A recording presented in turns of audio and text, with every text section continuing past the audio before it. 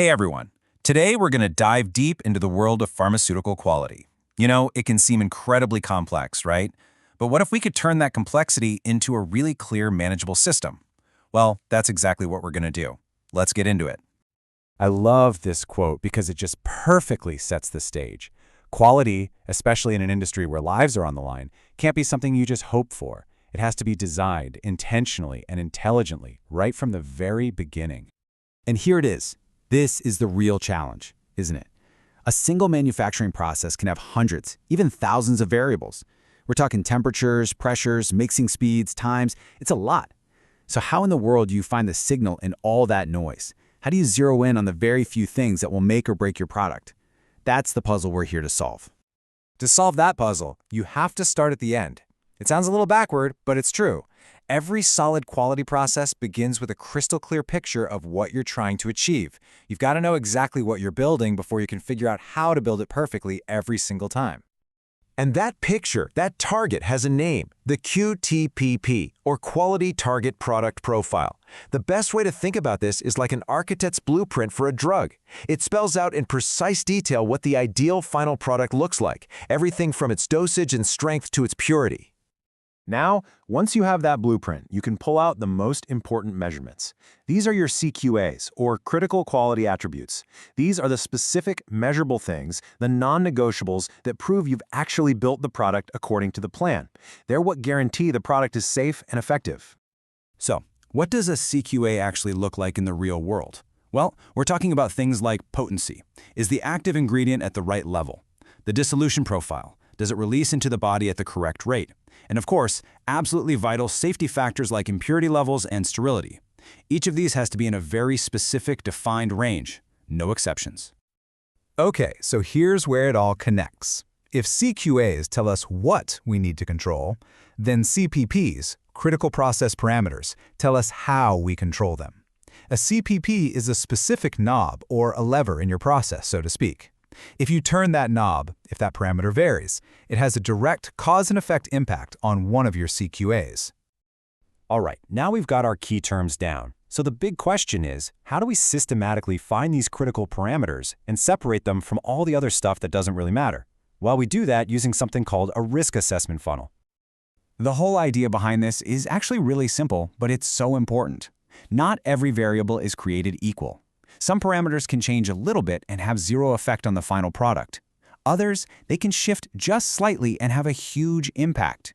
The goal is to focus all of our energy, resources, and control systems only on the ones that truly matter. We do this with a structured two-step process. First up is risk identification. Here, you basically brainstorm every single thing that could possibly affect a CQA. No idea is a bad idea at this stage. Then comes step 2, risk analysis. This is where you take that long list and start to evaluate each potential risk. And this little matrix shows you exactly how that evaluation works. It's pretty intuitive. You're mapping two simple things, severity and probability. How bad would it be if this failed? That's severity. And how likely is it to happen? That's probability. So if you have a failure that could really harm a patient, that's high severity, and it's linked to a variable that has a high chance of occurring, boom, you've just identified a high-risk critical parameter that you absolutely have to control. And that's the funnel in action. You see, you start with this huge, wide-open pool of every possible parameter you can think of. Then you apply this risk assessment logic to filter them down and down until you're left with just the vital few, the CPPs, that you'll build your entire control strategy around.